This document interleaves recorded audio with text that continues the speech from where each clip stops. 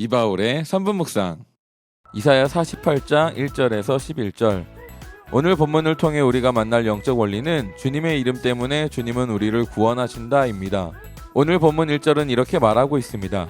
야곱의 집안아, 이스라엘이라 일컬음을 받는 유다의 자손아, 주님의 이름을 두고 맹세하고 이스라엘의 하나님을 섬긴다고는 하지만 진실이나 공의라고는 전혀 없는 자들아, 이 말을 들어라. 이스라엘은 진실이나 공의는 전혀 없는 자들입니다. 그런 이스라엘을 하나님이 구원하시는 이유가 무엇일까요? 이스라엘은 전혀 구원받기 합당하지 않는데 하나님께서 구원을 베푸시는 이유가 무엇일까요? 하나님의 이름 때문에, 하나님의 약속 때문에 하나님은 이스라엘을 구원하십니다. 이것은 정말 놀라운 영적 원리입니다.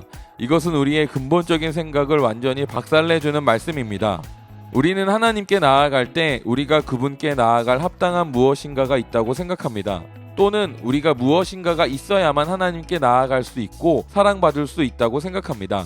이것을 성취지향성이라고 합니다.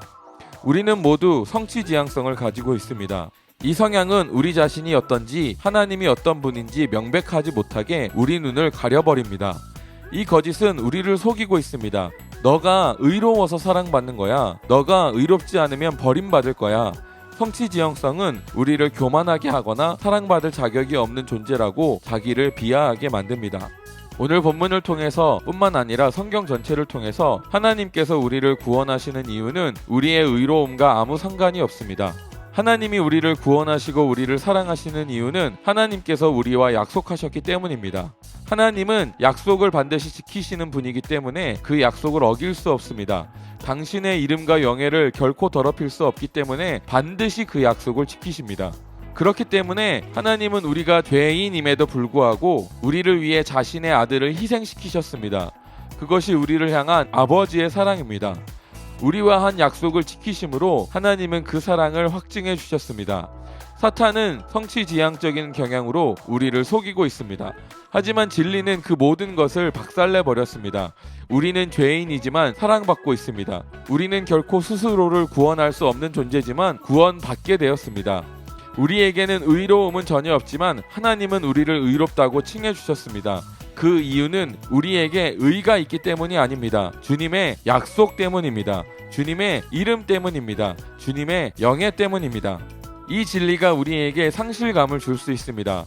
성취지향성이 강한 저는 이 진리를 깨달았을 때 엄청난 상실감을 느꼈습니다. 엄청난 분노와 허탈감도 같이 느꼈습니다. 나의 노력이 아무것도 소용없다는 사실은 참 견디기 힘든 것이었습니다.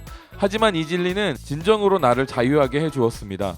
진정으로 하나님의 사랑을 누리게 해주었습니다. 진정으로 겸손을 배웠고 하나님과 동행하게 해주었습니다.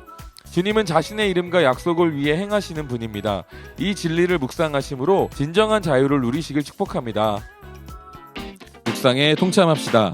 각자의 묵상 댓글로 남겨주세요. 함께 묵상하는 문화를 만들어 갑시다.